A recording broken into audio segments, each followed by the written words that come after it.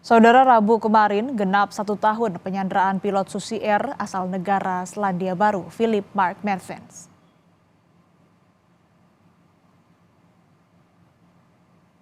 Dari beberapa foto yang beredar, pilot Susi Air Philip Mark Mertens masih disandra oleh anggota KKB. Diduga mereka berada di Nduga, Papua Pegunungan. Philip diketahui sering dibawa berpindah oleh anggota KKB pimpinan Egyanus Kogoya. Ini merupakan kabar terbaru terkait pilot Susi Air.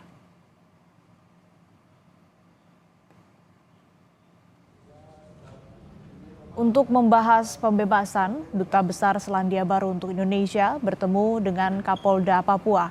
Pembebasan pilot masih terus diupayakan oleh pihak TNI Polri dibantu pemerintah daerah dan para tokoh masyarakat.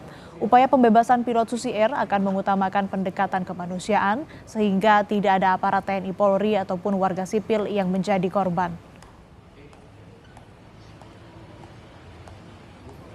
Kodam terus melakukan upaya pembebasan ini dengan mengedepankan pendekatan soft approach, yaitu dengan negosiasi, mengedepankan peran dari pemerintah daerah sendiri untuk melakukan komunikasi yang terus-menerus dengan Egyanus Kogoya.